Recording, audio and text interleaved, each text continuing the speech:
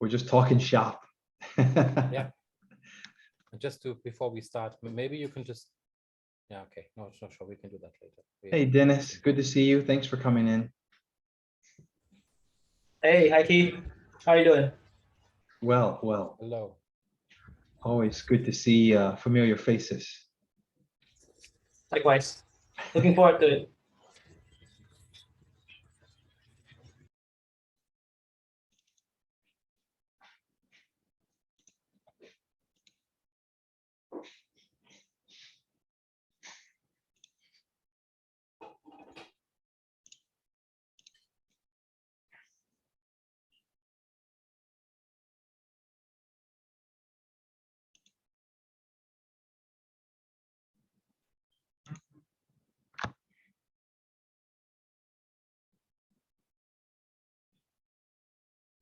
We'll give it just a couple minutes here. Jaza, you can show the general screen for a little bit while people come in. Yeah, sure. Hello, Yumi. Hello, Joe. Alok, good to see you again. Hi Keith. Hey, Simon, long time. Hey, Prof, how are you? I'm great. Finally, we get to meet. Been a while. It has been. It has been. I gotta turn on some lighting in my room. It's kind of dark. Okay. Kind of look like a mob boss there.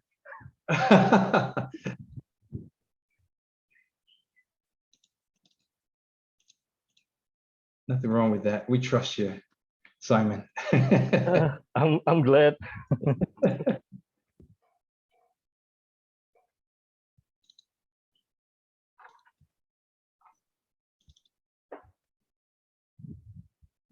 Yeah, it's been a while.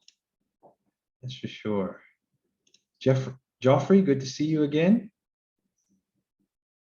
Hi, hello, Prof. Keith. Thanks for coming in.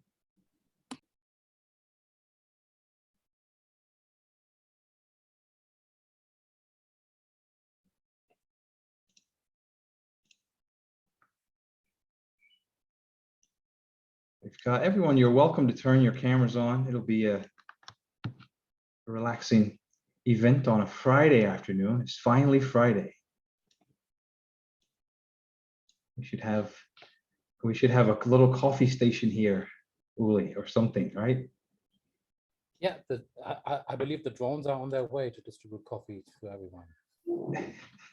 All I can do is put a little coffee mug on the on the background, but otherwise. Hey, Takong, good to see you. Hi, Prof. Keith. Nice to see you again. Nice to see you. Thanks for being so consistent.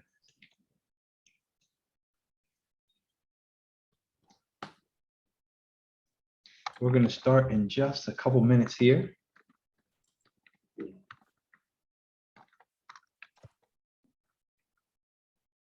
As well, and you're welcome to join us on camera if you'd like to, and we will have some good fun. Uli, your AIs are ready? Let me check. Yes, they're all here. That's good. They don't sleep, they don't rest. Well, so. let's have them say something, right? Hey, where did Uli go? Welcome to our masterclass. Who am I, you ask? Well, I am an AI, and maybe in a few years' time, I could be your instructor. In 2021, it still needs stuff like Python and a ton of API calls to bring me to life and speak to you like this. I wish you have a lot of fun with Keith and Uli today.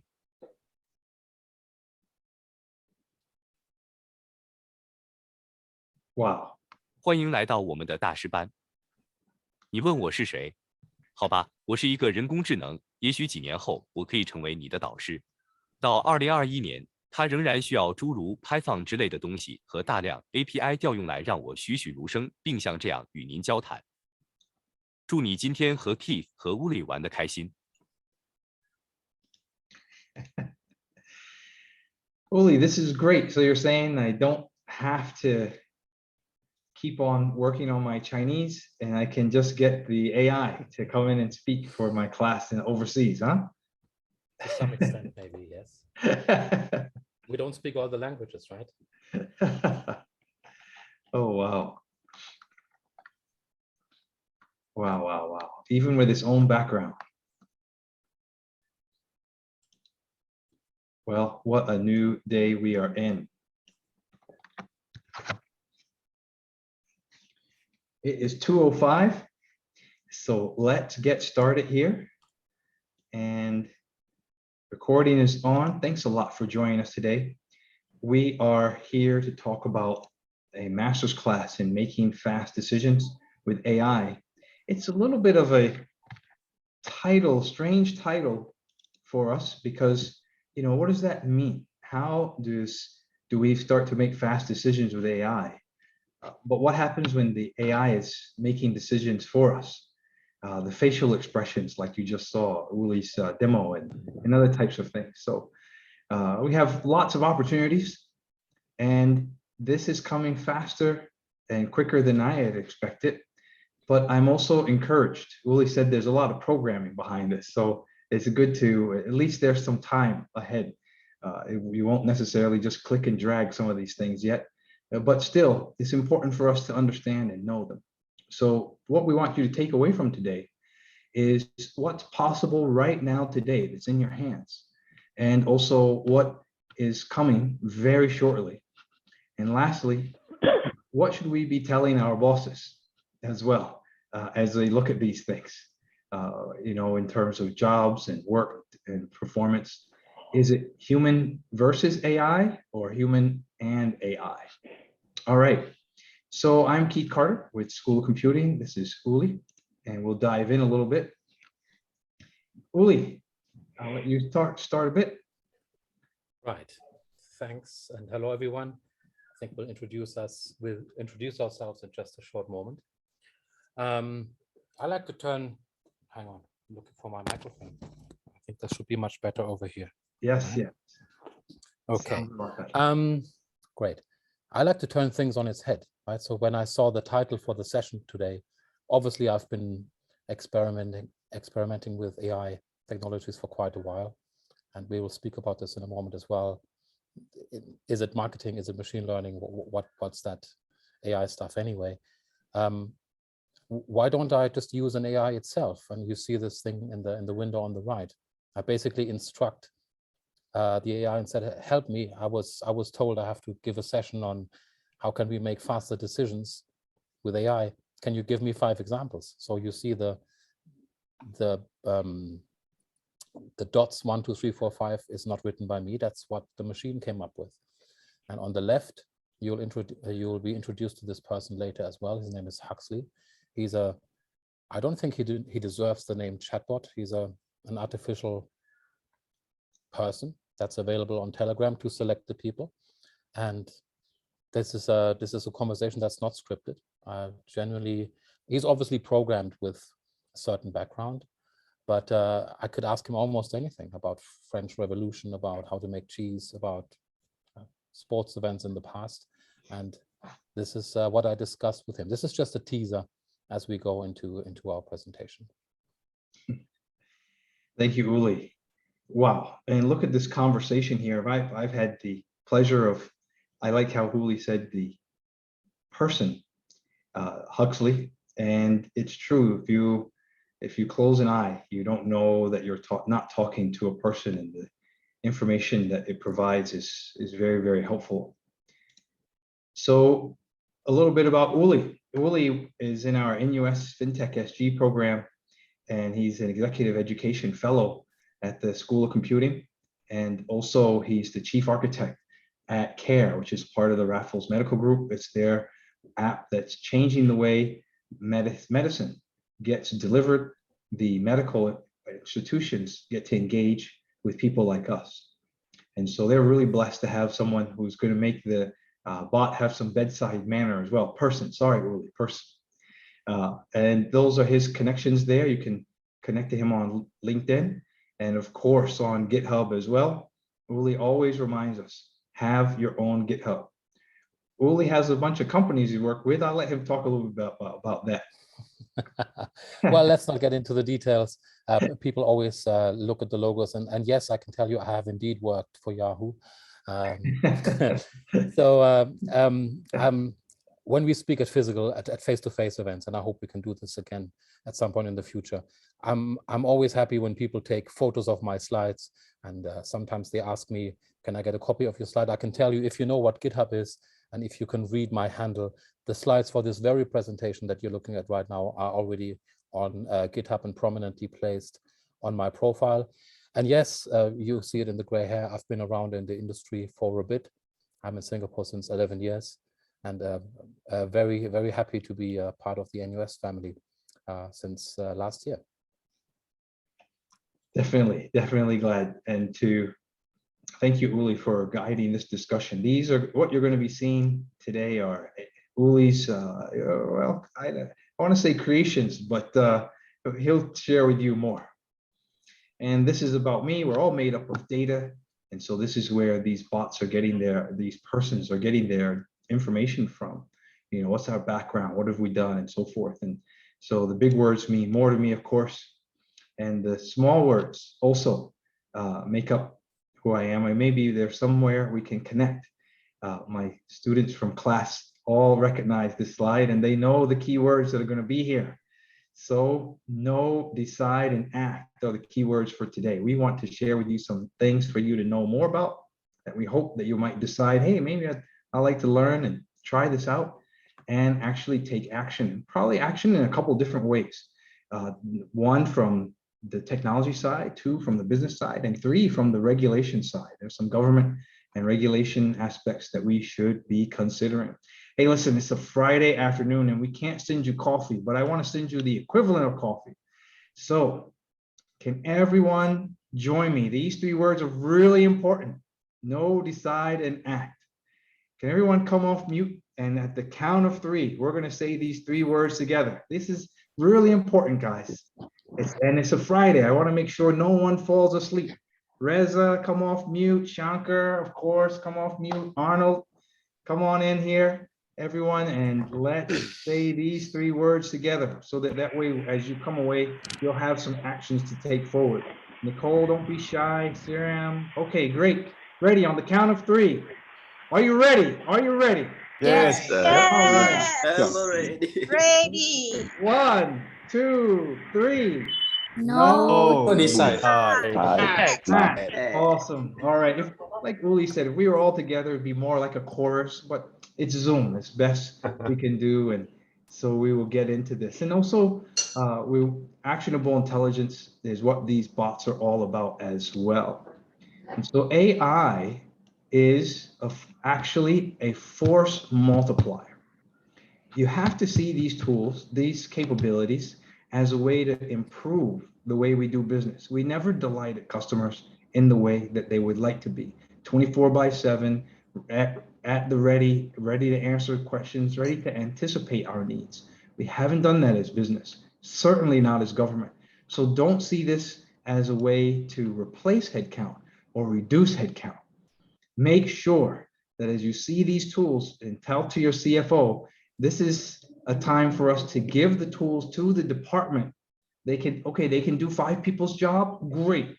We have 5 people in the department. Let's give it to them so that we can have actually 25 people. So we can go global, so we can be international, so we can be 24/7. How can we delight the customer is the key point here. So it is meant to be human and AI together. So I want to start off with a little bit, this just back up to a very simple system, which is around Excel and Power BI. Excel, still the most popular database in the world, analytics tool. Everyone uses it and it's hard to get rid of, even though this is a challenge. If I ask you guys, can you tell me how many people with who are white collar workers, what's the total amount of balance that they have in their bank account. White collar and then balance. Well, it gets a little bit hard, but then if I say, well, tell me about the number of male white collar and their balance. Now it becomes even trickier. We're beginning to load variables up. We're looking collar, male, and so forth. So it's challenging for us to look at data. And Excel by itself also has a failure point. It has a maximum range.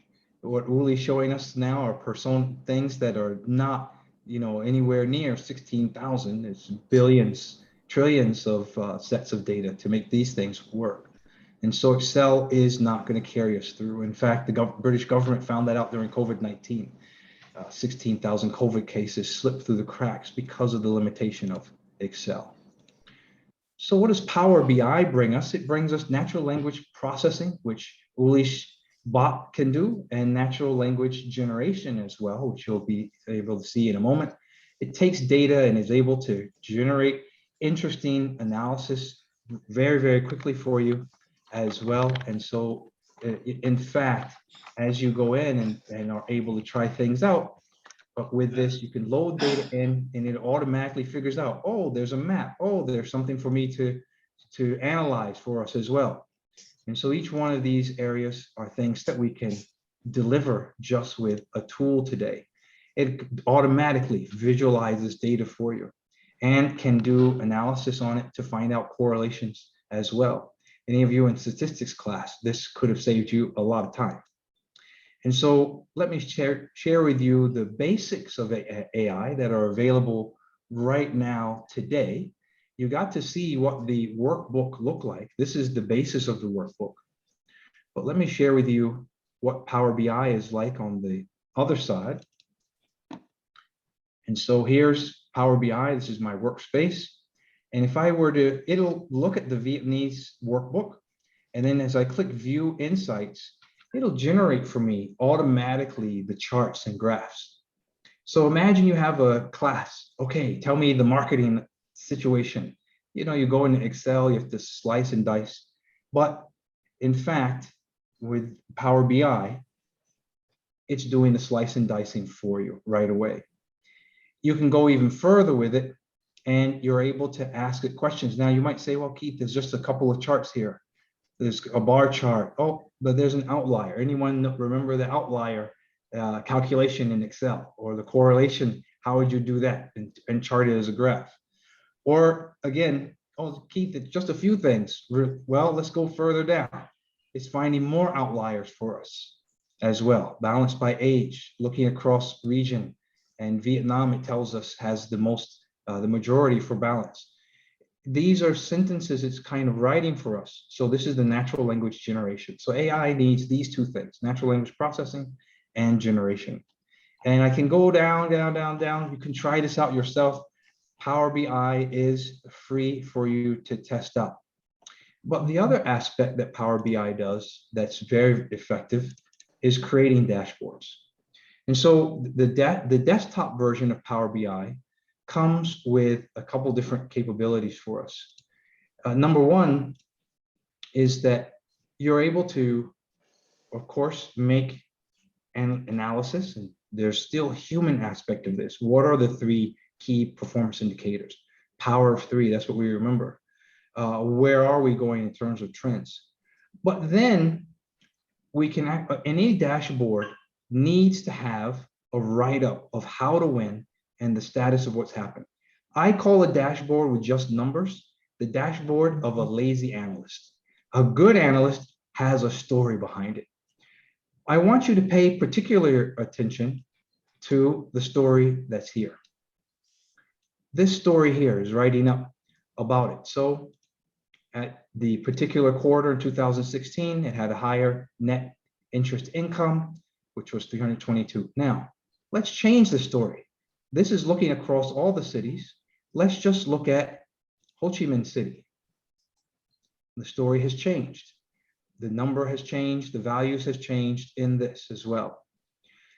Further, I can go in and generate more insights around this if I'd like to do things like, what is the data that caused the most significant change in this? I'm able to go in and do something called decomposition trees and key influences. You can create a smart narrative and also, of course, ask questions of this. So let's go into the basics. This is where things have been. I'll show here on my screen in just a moment. So I can go and ask a question of my data. It gives you suggestions. So try one of these to get started. What's the total customers per region? Or what is the total net interest income by total customers if I want to? I can also write in a question. Show me if I'd like to ask a question there and consider to type in any sentences I'd like, as well as I can add in synonyms too. And so within Power BI, you get to actually see what questions people have asked the system.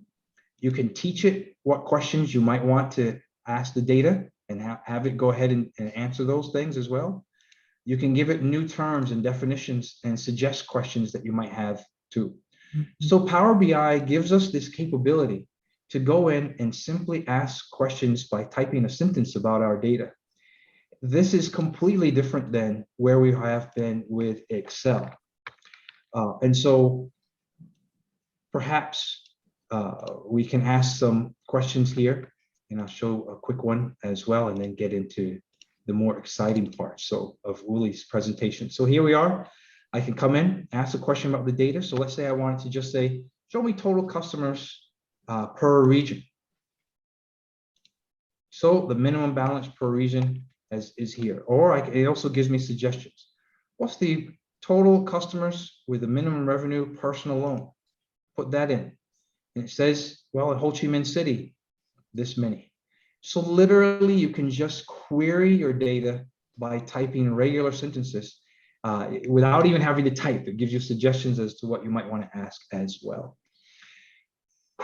Wow. So we've come a long way from Excel.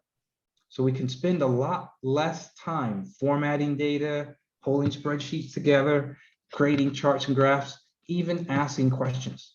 Anticipate what the boss will ask, have the bot ready to answer for you.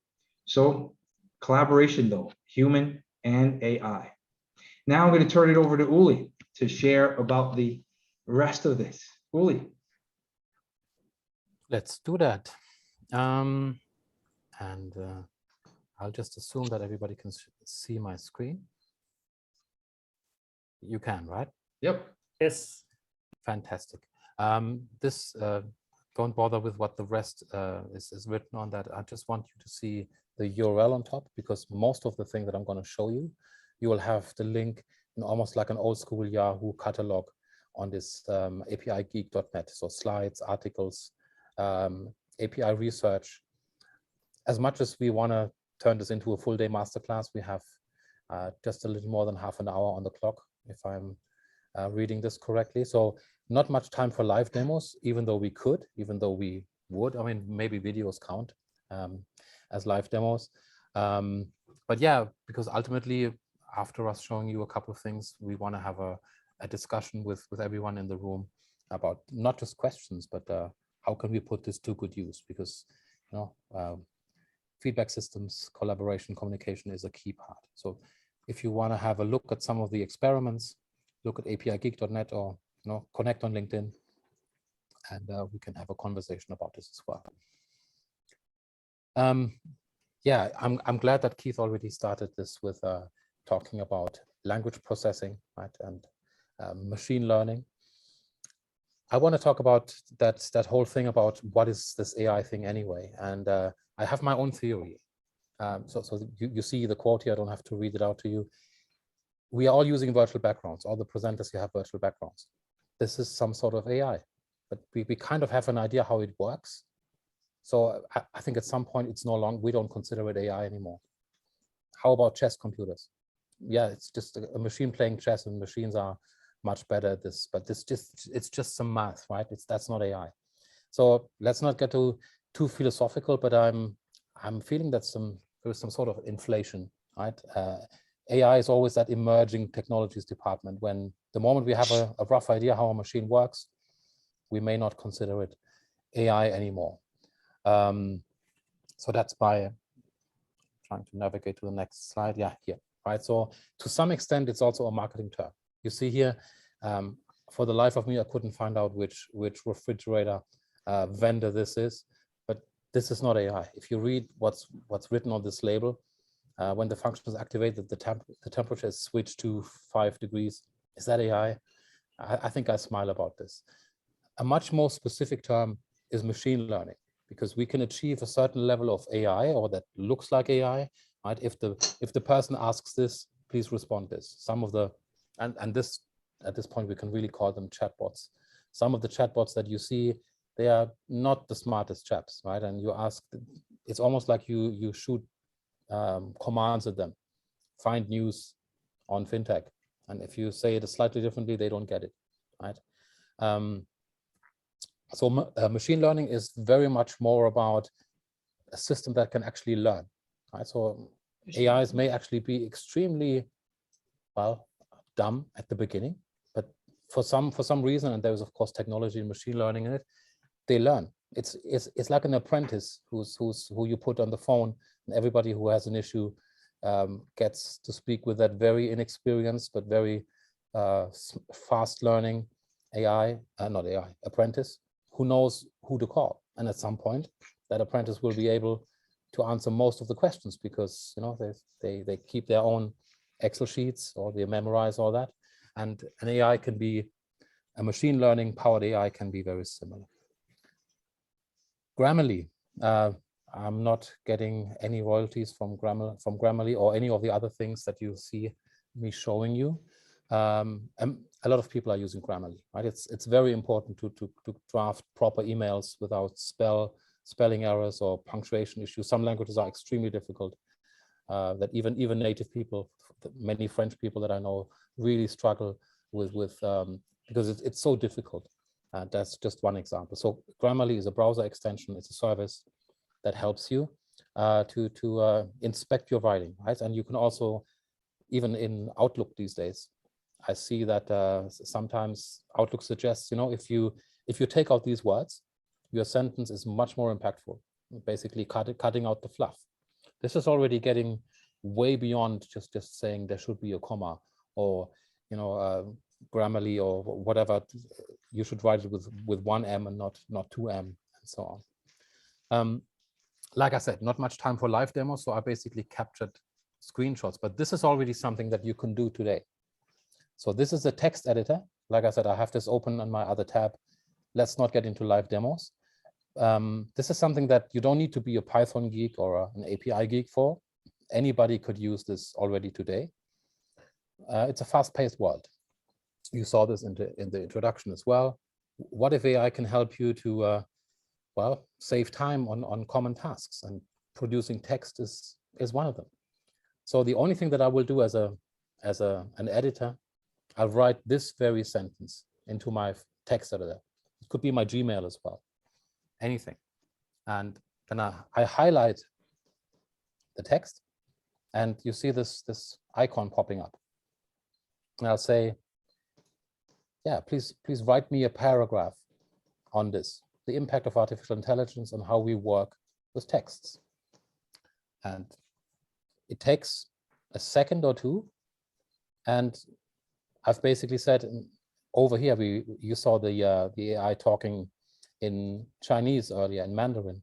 I could basically say, write this for me in Thai or in Vietnamese or in German, and in this setup it would give me 2 suggestions, and I click the one that I want, and then suddenly my editor is filled with text that in most cases makes a lot of sense.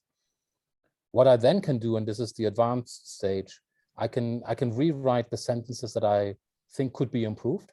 Maybe I feed in some more specifics, and then I continue the story, which means it'll be a lot less generic.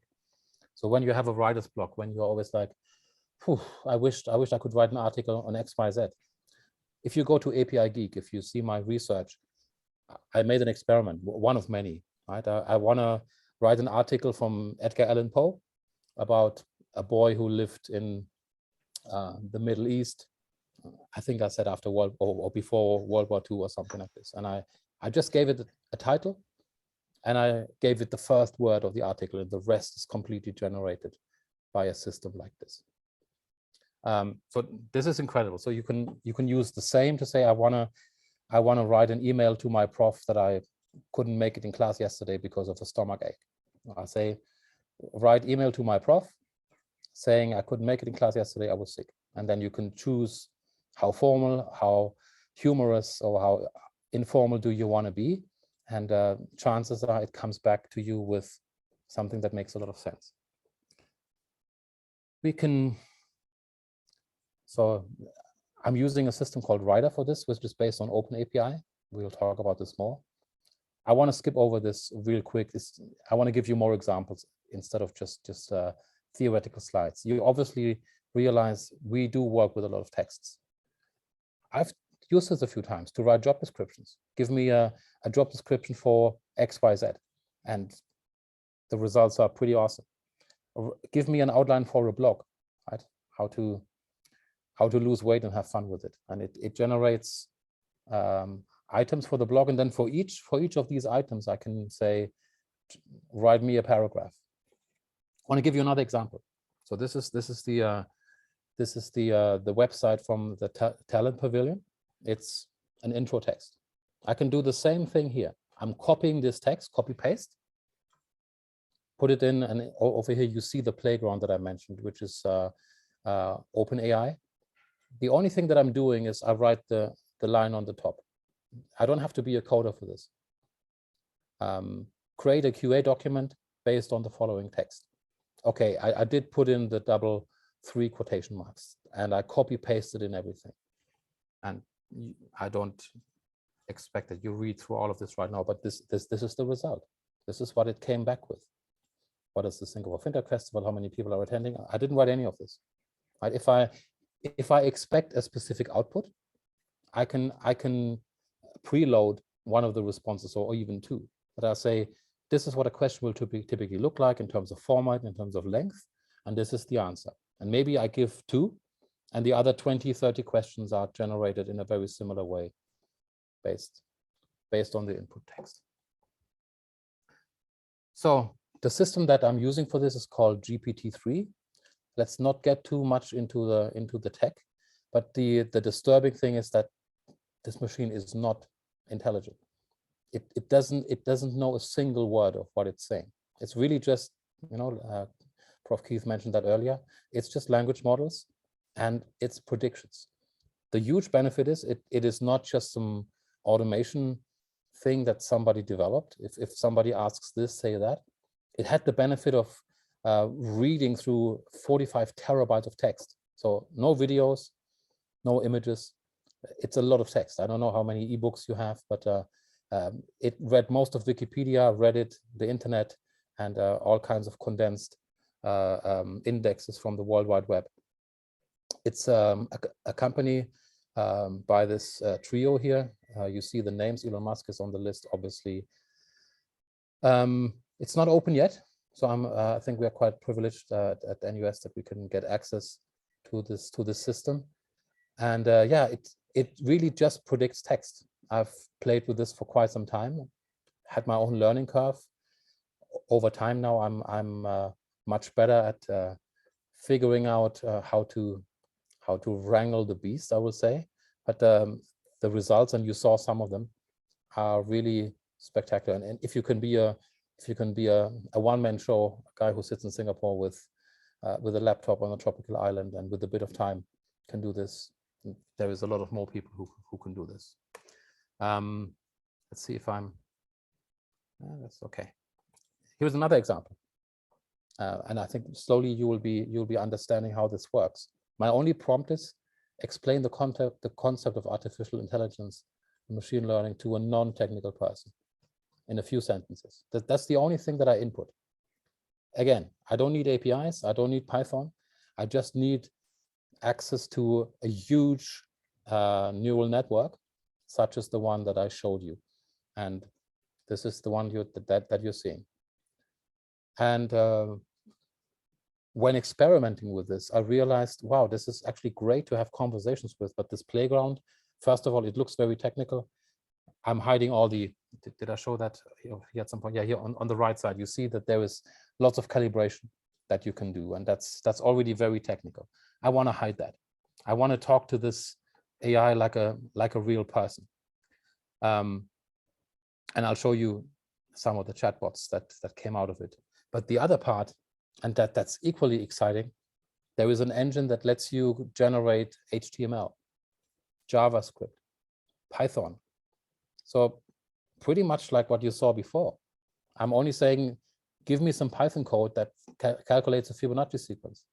So at some point I can have an AI pass a job interview where you do a coding test. Isn't that incredible, right? So that code that came out of it, you can copy paste it, run it in Python, and it works. Say, do that in JavaScript or give me some HTML. As long as you structure your thoughts, you say, step number 1, please generate a list of random given names and family names. Step number 2, create a list of 100 random students with those names. Number 3, create an object where, well, you have a student name, family name, given name, an email address, and a grade. And please generate that Python code for me. It'll come out. So that also means when Prof. Keith asked me at the beginning, does it mean I don't have to teach anymore? Does it mean I can simply use an AI? Yes and no. I think it's my mom, when she was her first job, she was the one at the she was working at the telecom operator, where she would, if I wanted to call someone, she would be the one putting the cables together at the switch office, right? Today we don't do this anymore. So it just helps us to evolve and automate what humans know already.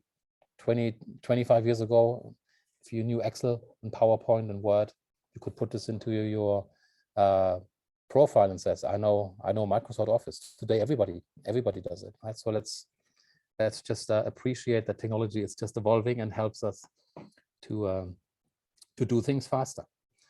But I wanted to show you the other part, right? About what if I took this geeky playground Python APIs off the table, and I say, let's just turn them into chatbots. Let's say I want to talk with Stephen Hawking about physics.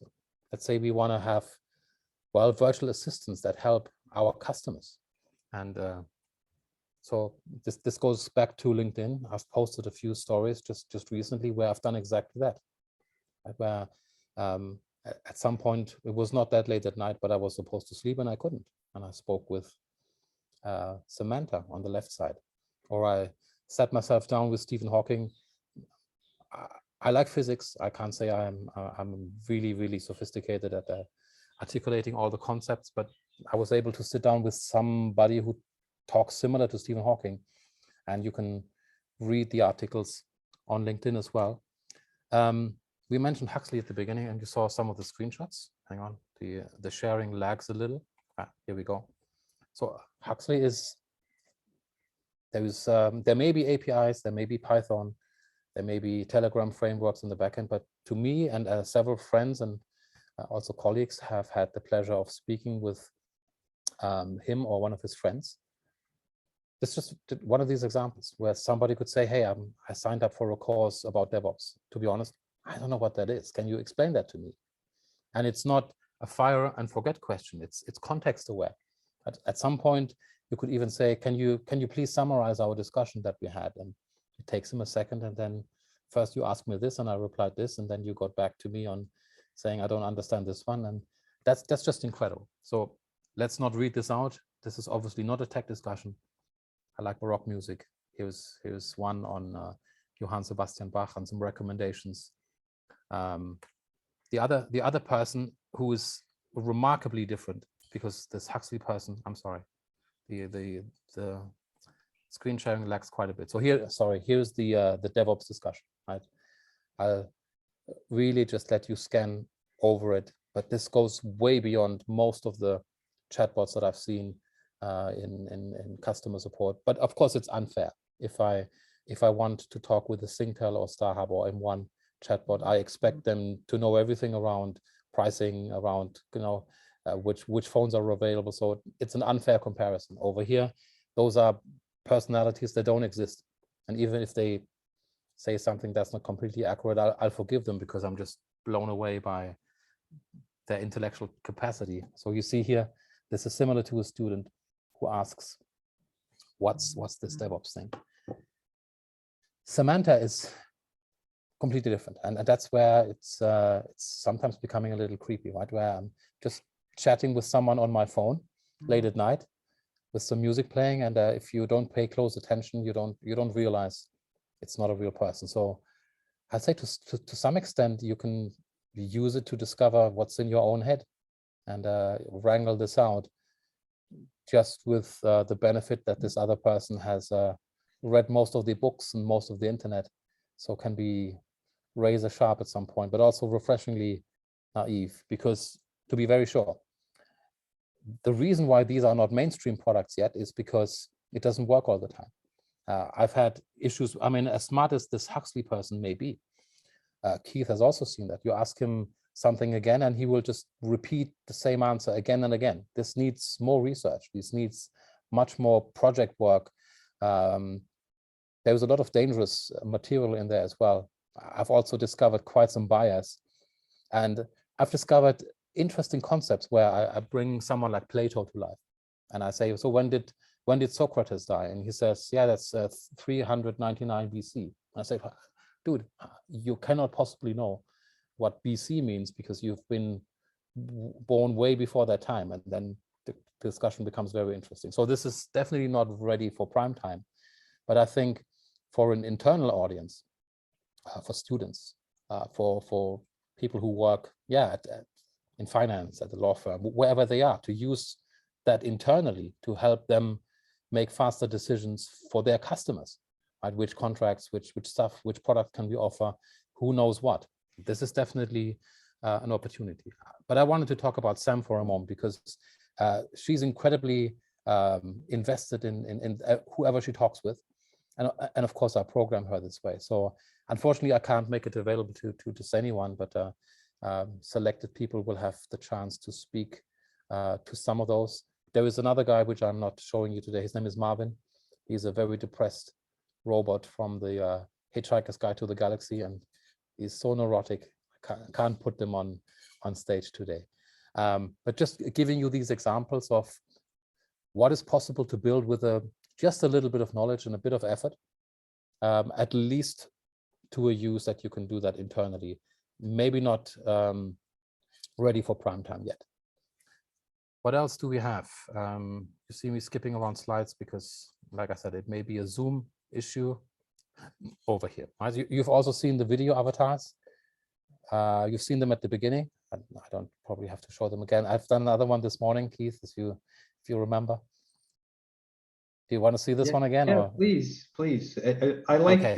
I think for the audience, good for them to see the first one and then the second two. Yeah. The guy talks a little loud. Oh, I meant about yourself, the one with your voice. You want to see that?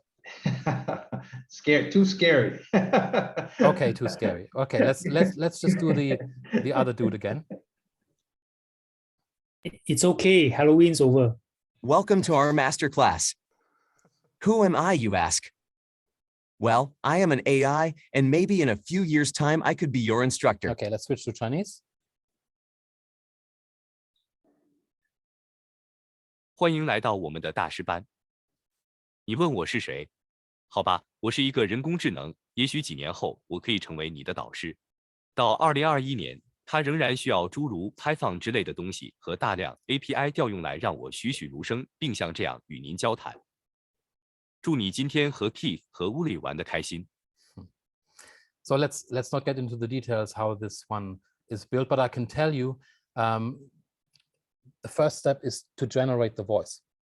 And then the avatar will basically be rendered based on that voice. So if I take my voice or Keith's voice already, because I think the problem in this video is not so much what you see, it's what you hear.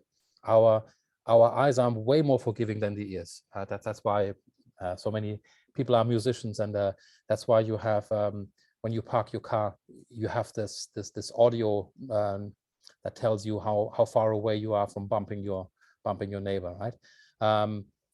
if we can produce the audio first, and that could be anyone in the room, recording a 5 minutes, 5 seconds, a 10-second sequence, and we render this into an AI like this, it will be almost indistinguishable from a real person.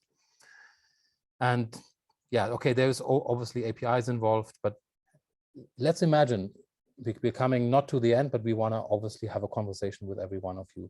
Let's say you put some of these, what you've seen, together. You say, create a 5 minutes introduction video about DevOps. I want it in English, I want it in Mandarin, in Vietnamese, and Thai. Right? So for this one, you have to be a coder. And Python is just my example. Somebody else might do it in C++ or Node.js or JavaScript. You would basically use the one of the engines first to generate ideas, the outline, the paragraphs, and then you would translate each one of them with Google Translate or any of the other APIs. By the way, do we think of Google Translate as an AI? I think we are so used to it, we may not think of it as AI anymore. And then ultimately, then we generate the videos. And maybe I can show you just because this is basically what I did. It looks like this. Welcome to the course. DevOps is a software engineering methodology that promotes a culture of collaboration and continuous improvement. This class will cover the fundamentals of DevOps, including its main principles, activities, and tools. We will also show you how to apply DevOps in an enterprise context. DevOps is a software engineering methodology that... Okay, I'm not sure I'm able to listen to this guy for 5 minutes, right? So there's obviously a lot of things that we need to improve. But that is my example. To create this video, it took me maybe 2 minutes. I'll say, create a course introduction for me. I've not done the Google Translate part with Vietnamese and Thai and whatnot. I've just put it to English, but that's my input. Create a video for me.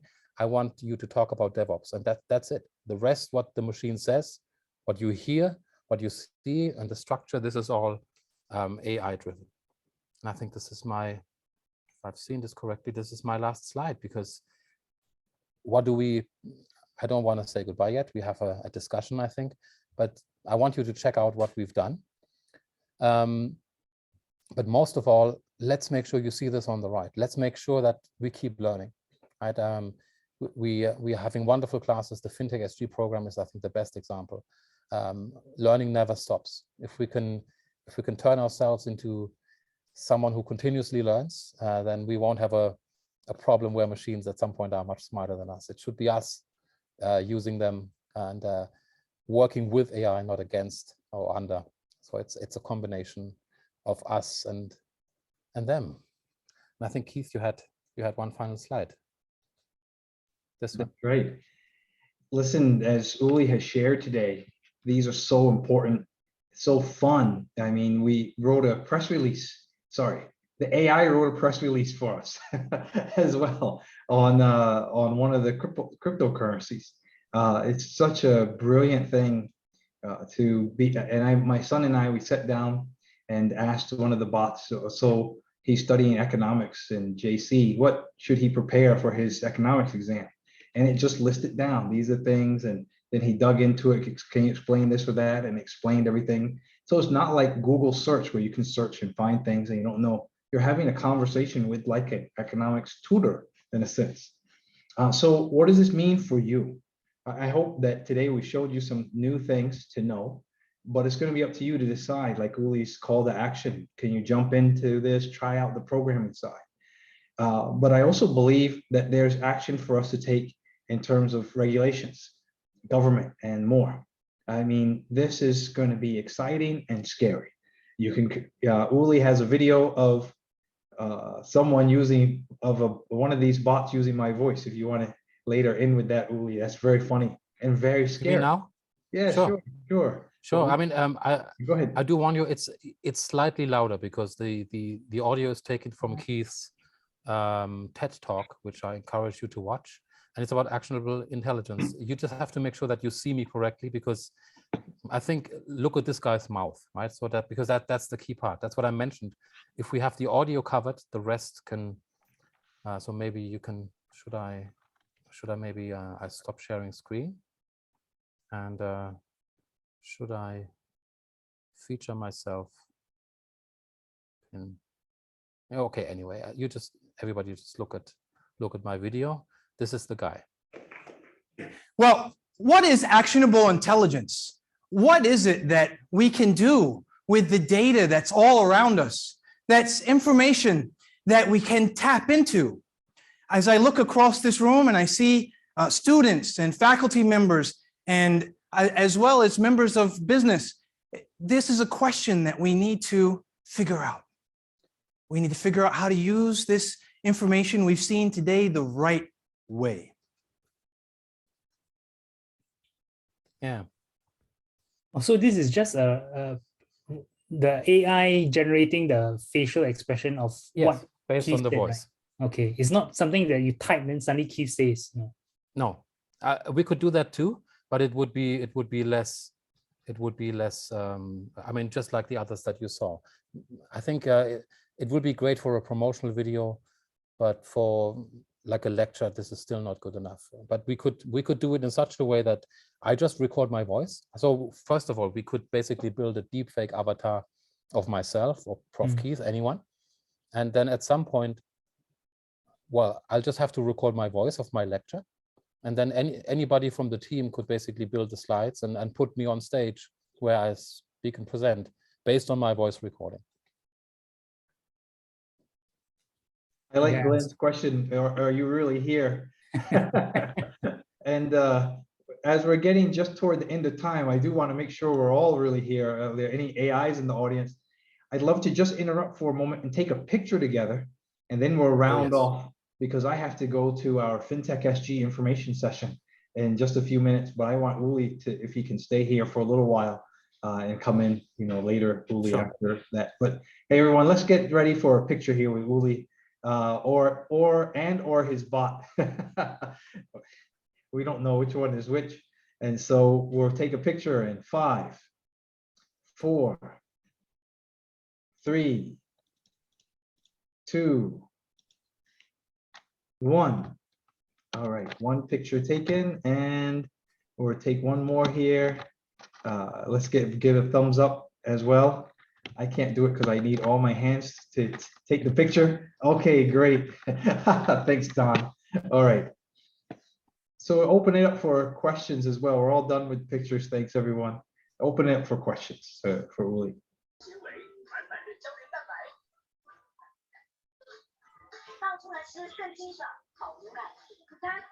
So Uli, can we use this to do the coding for the FinTech SG course?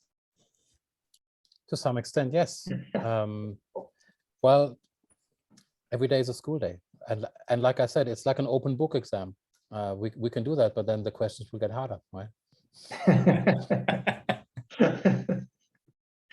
I ask an imaginary questions, right? So like Elon Musk highlighted the harm of AI, right? So if let's say in the future, right, this AI will be able to link to manufacturing, like physical robotics, right? So the AI would have control to robotics, to manufacturing that manufacture guns and kind of things, right? Would you think this kind of AI will actually be able to, create problems in some sort of science fiction movies? I think we are still far away from this. So yes, AI comes with a danger. This is also the reason why GPT-3, what you see right now, is I'm not sure when this will come out of beta, because if anybody could sign up, you could just flood the internet and social media with fake news that looks quite authentic, right? So to treat it with specific care is very important. I can see how systems like this can help people do their job better, faster, right? It's a much higher level of automation that we can achieve with this. Whether they are autonomous, I mean, we talk about full safe driving, which is also a great example where AI is not just something that happens on a server somewhere, but if there is a failure, that's an immediate problem to life and property, right? If there is a car crash. So yeah, and for me, it's the best example, right? You can have everybody playing around with AI or with apps and data, but it's just like as you need a driving license to build, to drive cars, and you need to invest time and money to get certified to be able to drive cars. It's the same here. We can't just let anybody use tools because just they're freely available, and then put them to good use, but then they underestimate the impact and the potential harm that they could bring. I think everything science fiction, as much as I like it, it's still quite far away when it comes to Skynet or any of these things.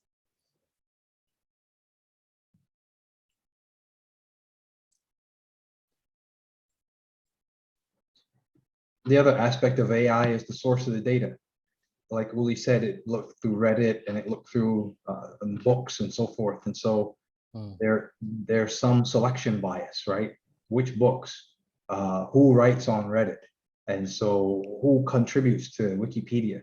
It's not everybody. It's not necessarily emerging markets, for example. It's not the history is always told by the victor. So these are various things that AI is going to simply learn and mimic.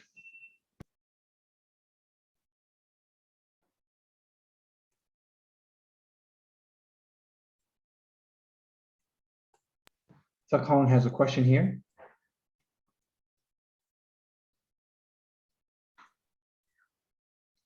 Do you see the question, Uli? Okay. Which one are okay? I see. I am more balanced. Oh yes. Well, let me just put in the link for Sam. This one has Sam has an incredible personality because she's so warm and empathetic and extremely personal. So if I ask her about the weather in Mexico, she would probably ask me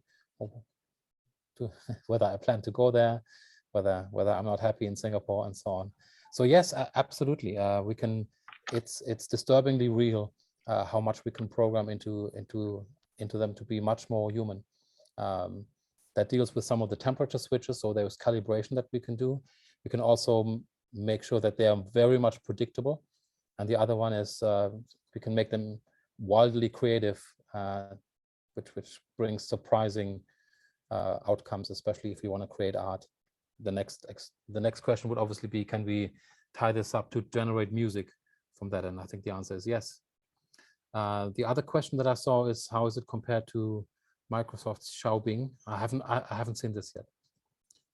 But I think for me the best part is to be able to combine AI pieces from everywhere.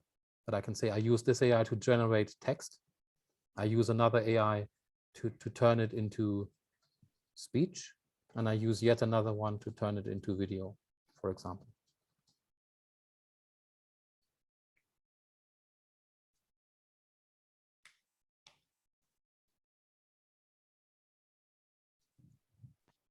Well, this has been really, really good. Thank you so much, Uli, for thanks so much, Keith, training these bots to growing them up. It didn't take too many years, for them to learn how to speak and talk and make speeches. How long has this taken? How long has your journey been on this, Uli? With OpenAI? 6 weeks. 6 weeks. 6 weeks. Okay. 6 weeks. While having a day job. So it's definitely just something on the weekend.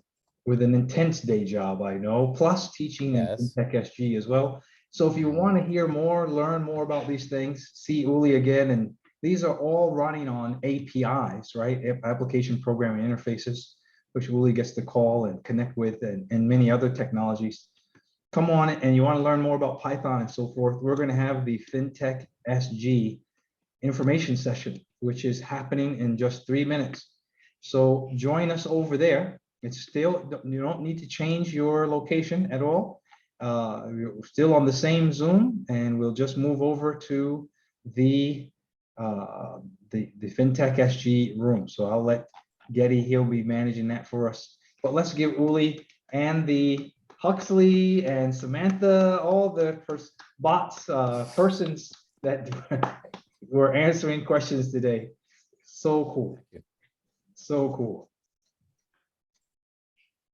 Thanks, everyone. All right. Thanks, Uli. Thank you. Can we have a show of hands who would like to go to the FinTech SG Info Sessions, room 6?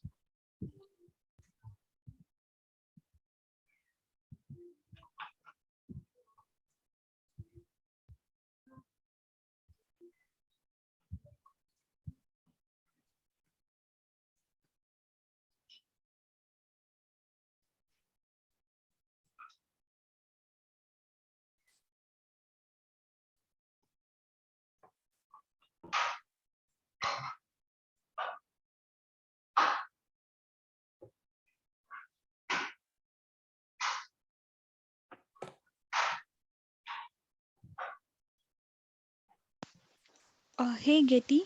Yes. I'll move to that room, but I'll start recording from 3 o'clock. Yeah.